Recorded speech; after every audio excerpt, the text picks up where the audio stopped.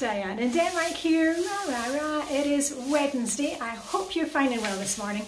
Beautiful summer day here in Denmark, and I'm actually just back from my morning swim with my besties Vibeke and Helena. We had our breakfast down there, and if you want to know what we had for breakfast today, I'll tag on the video at the end of this one. But it is Wednesday, so there may or may not be a fresh pastry, Danish pastry from the bakers involved. Anyway, what are we doing today? Quick question and answer video. Haven't done one of those for a couple of weeks. I answer questions that come up in relation to the videos that I've made on YouTube or something I've posted on Instagram. As usual, I can't answer private messages or individual questions. I try and answer questions that come up a lot or that are maybe relevant to a lot of people. So anyway, let's dive in there. And the first one I had was about my video on Monday. You saw me in our kitchen. I was giving you some little hacks on how to arrange your stuff in your kitchen, especially if, like us, you have a small kitchen, not much space, how to really maximize the space. And I was going through, you know, the cleaning list, declutter list for zone 2. And my one is going really well. I will be adapting this because already within the first couple of weeks I'm seeing that there are things that I need to change up. So anyway, more about that in our time. But a few people noticed in the video that I have a Barbie doll. You could see there was a Barbie doll and a pair of Barbie's boots in my baking supplies drawer.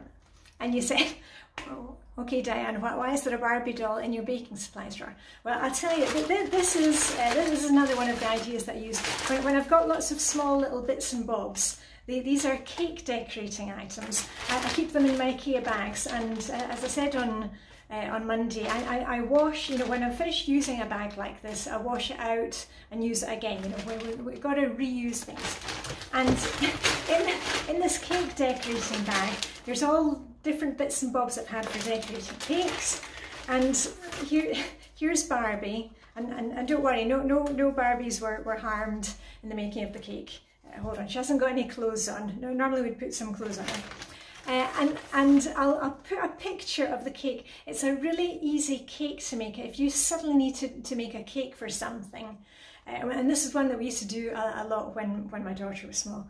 Suddenly you need a cake for nursery or school. You just make a layer cake, and I'll put a picture here, and then you can stick Barbie's body into the top, and then you stick a pair of legs, hold on, let's see if I can do it that way, coming out at the bottom, and it looks like Barbie's dress. So it looks like Barbie's kind of sitting there on the ground with her dress. So anyway, a wee easy cake idea for you if you want one. As I said, the picture will be there so you can see it. So that is why I have a Barbie with no legs in my baking supplies drawer. Okay, and another question that came up in relation to the video was I was talking about, you know, self-preservation by zone, whether we're in zone 4, the bedroom, or in zone 2, the kitchen. You know, this kind of cheat sheet I've got about being very deliberate about our pampering. And I mentioned that in zone 1, you know, when we're in the Flylady zone 1, I always like to colour my eyebrows. I'm 52, I'll be 53 at the end of the month, and my eyebrows are very fair, so to kind of save me a bit of time in the morning, normally I just use a wee bit of eyeshadow, kind of browny grey colour, because my hair is grey, because I've had a lot of questions about that. I love my tinsel grey hair. I never colour my hair, never ever. So when you see it, that's the grey coming in there. So I dye my eyebrows, and it just makes it easier the rest of the month. I don't need to spend so much time doing it. And I always get questions, how do you dye your eyebrows? I am not going to be making a video of me dyeing my eyebrows. There's plenty of YouTubers out there doing that. That's not me. But the simple answer is you can get a kit from you know, your local drugstore, pharmacy, something like that, and go for a reputable brand. You know, when you're using chemicals like this, make sure that you're not buying something kind of too cheap and nasty. You know, you are putting chemicals on. But it's just the same as they have, like if you were going to some kind of fancy salon, and it comes in a little kit where you mix the things together, and that's why I'm not going to be making a video about it, because you've got to follow the instructions to the letter. Don't worry about what everybody else is doing. You buy your kit and you know, they do the test first. You know, if you've got any kind of allergies or stuff like that, do not be doing this. But that works for me. So the simple answer is there is a kit available. So that was that. On to the next one, because we're moving swiftly on today. Oh yeah, I did want to talk about, we are coming up for the summer holidays, vacation. I know many of you are maybe still on lockdown. We have been easing out of lockdown, though my husband is still having to work from home, and my daughter is still studying online at the moment. My son is slightly back to school. But we are coming up to this kind of summer period, and maybe there's no school involved, or maybe you might be traveling within your own country for holidays. And I just want to say to you, coming up for like the summer break, especially if you've got kids, we've really got to watch how we approach this, because I've got videos about this last year and previous years. We've really got to measure up our expectations of what's going to happen during the holidays with the reality, okay? Because sometimes, you know, the expectations are up there and the reality is down here. You know, it's nice to have plans for this summer, and oh, maybe you're going to do that project that you never got around to before, but we've got to be realistic here, where we have to set our little goals. It's like everything else with the goal thing.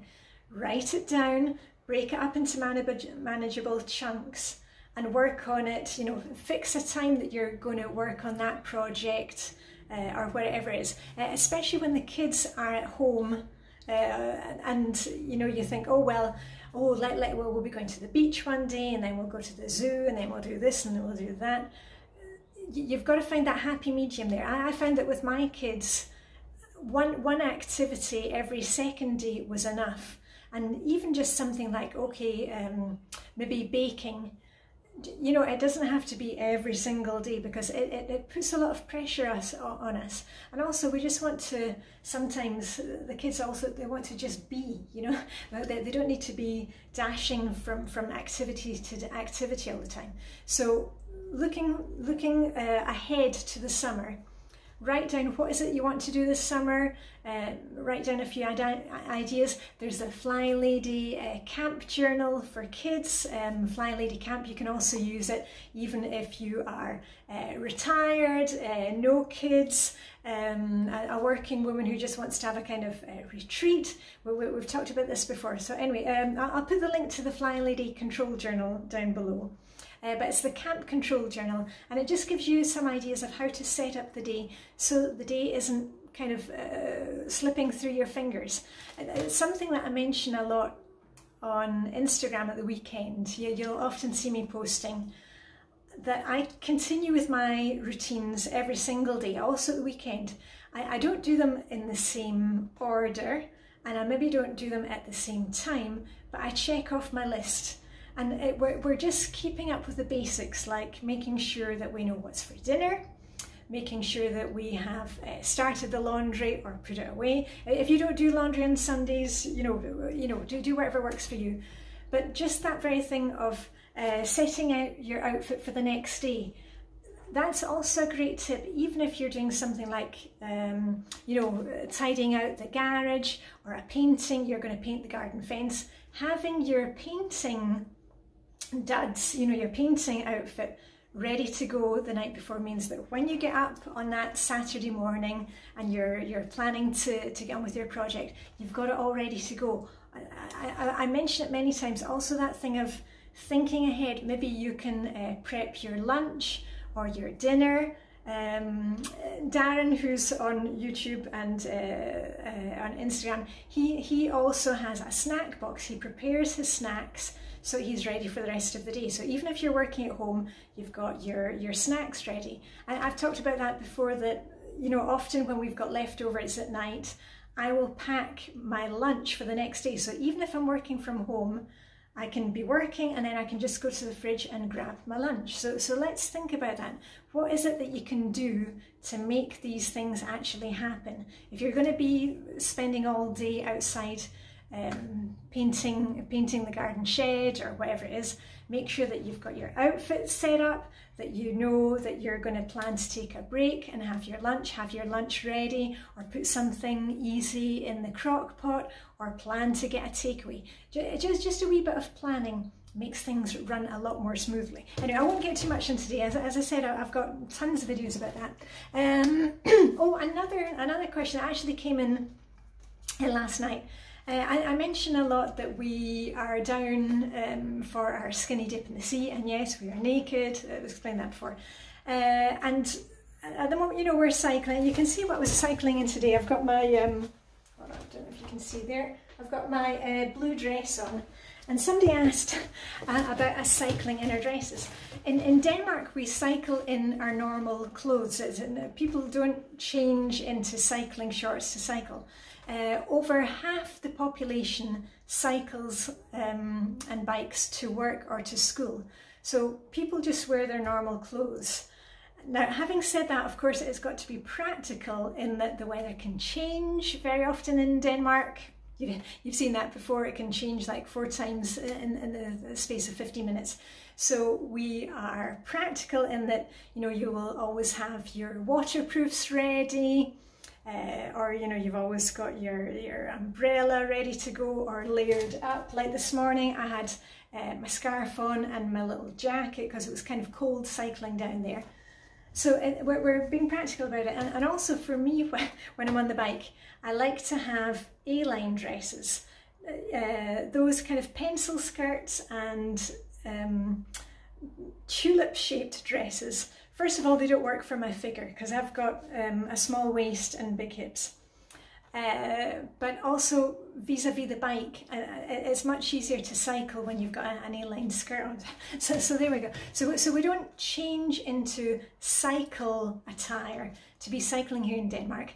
And I had this question, it came up last year, maybe you remember it came up last year, and somebody said, oh, but aren't you worried that people are going to look up your skirt? And I was like, well, everybody in Denmark cycles. Who's going to be looking up your skirt? If you're worried about people looking up your skirt, you can wear, you can actually get underwear that's like little shorts for going underneath your dresses. So anyway, that's always a fun question that comes up. So no, we don't change. You know, we don't have special clothes for cycling. We just wear our usual clothes, just like I do for my cleaning. I wear my usual clothes for cleaning. Oh, and let me just check, see if there's anything else. Yes, it is Wednesday, which in Flylady land, as I like to call it, is anti-procrastination day. Is there something that you've been putting off? Have you thought that you would start doing a wee bit of work in the kitchen and you never really got going? Or maybe the pampering thing, you know, the self-care.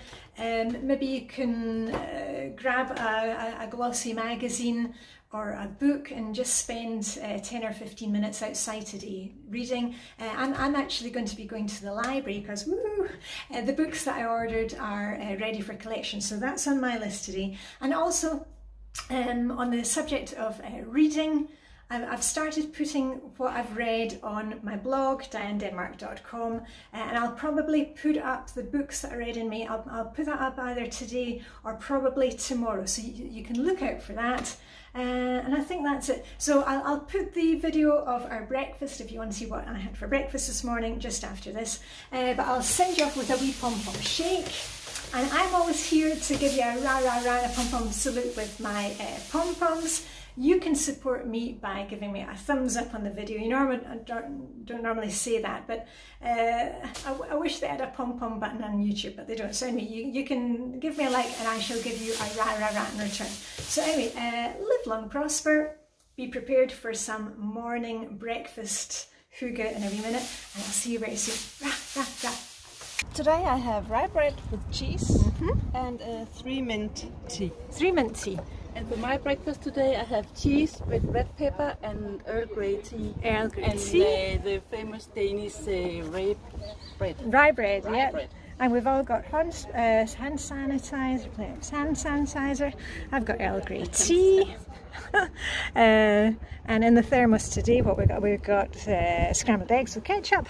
And because it's Wednesday, we've got to have a snail, so a cinnamon bun with plenty of icing on the top. So, first go.